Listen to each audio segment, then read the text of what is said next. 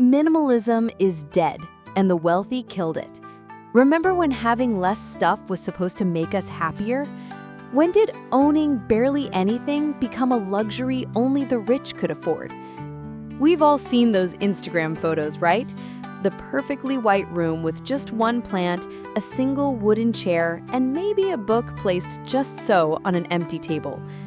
That's what minimalism looked like for the past decade.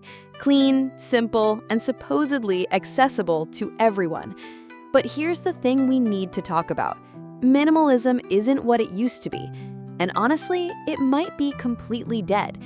What started as a movement about finding freedom through owning less has somehow turned into something only wealthy people can actually pull off. And that's not by accident. The rich didn't just adopt minimalism. They completely transformed it into something the rest of us can barely recognize, let alone afford. What minimalism used to be. Let's go back to where this all started. Real minimalism wasn't about having expensive things, it was about having fewer things, period. The original idea was pretty simple. Instead of filling our homes with tons of cheap stuff we didn't really need, we'd focus on what actually mattered to us. Think about the early minimalist blogs and books from the 2010s. People were talking about getting rid of their extra clothes, downsizing their book collections, and maybe keeping just one good coffee mug instead of a whole cabinet full of random cups. It felt doable for regular people because it wasn't really about money, it was about making choices and being intentional with what you owned. The beauty of this approach was that anyone could try it. College students living in tiny apartments were natural minimalists. Young families trying to save money found that buying less stuff actually helped their budgets. Even people going through tough times discovered that focusing on experiences over possessions could make life feel richer, not poorer. But then something interesting happened. As minimalism got more popular, wealthy people started paying attention. And when rich people adopt a trend, they don't just follow it, they completely remake it in their own image. Suddenly, minimalism wasn't about having one decent coffee mug anymore. It was about having one perfect, handcrafted, artisanal coffee mug that cost more than most people spend on groceries in a week. The idea of buying less but buying better started meaning something very different when better came with a price tag most of us couldn't even dream of. We started seeing minimalist homes featured in design magazines that cost millions of dollars. These weren't just empty spaces. They were carefully curated empty spaces filled with incredibly expensive furniture and art. A single chair might cost more than a car. That one plant in the corner, it probably came with its own plant consultant and care plan.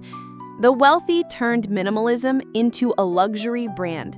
They took the concept of less is more and made the less so expensive that having more cheap things actually became the budget-friendly option for everyone else. The real cost of modern minimalism is here's where things get really frustrating for the rest of us. True modern minimalism, the kind we see in those glossy photos, requires something most people don't have: serious money and lots of backup options. When a wealthy person decides to own just 5 pieces of clothing, those 5 pieces probably cost more than most people's entire wardrobes. They can afford to have one perfect winter coat because they know they can immediately buy another one if something happens to it.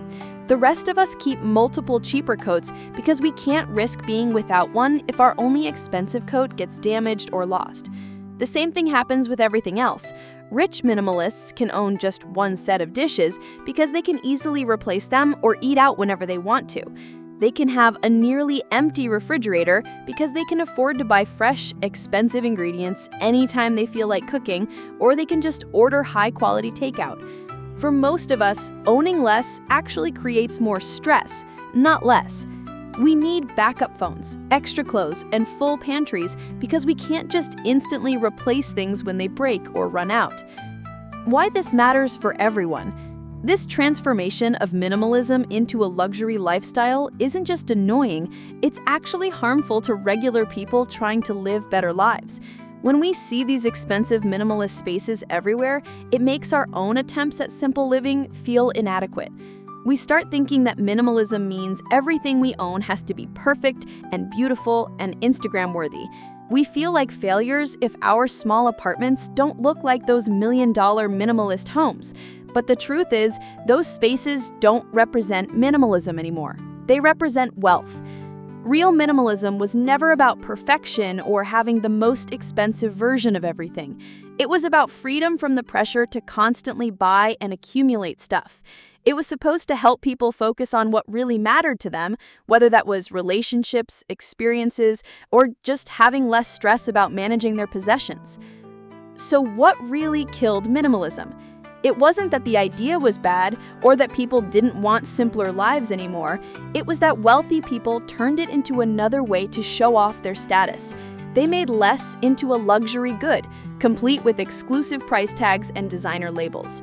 When owning fewer things becomes more expensive than owning more things, the whole point gets lost.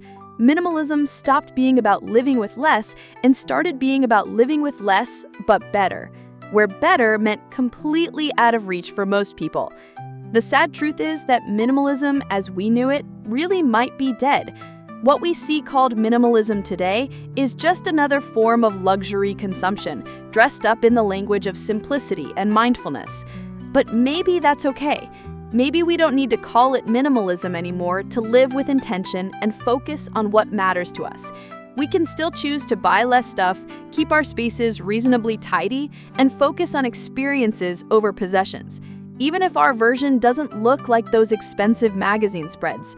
The real principles behind minimalism, being thoughtful about what we bring into our lives, focusing on quality relationships and experiences, and not letting our possessions control us, those ideas are still valuable. We just don't need to pay luxury prices to live them out. So let the wealthy have their designer minimalism. The rest of us can keep working on building good lives with what we have, focusing on what actually makes us happy instead of what looks perfect on Instagram. And honestly, that might be more truly minimalist than anything money can buy.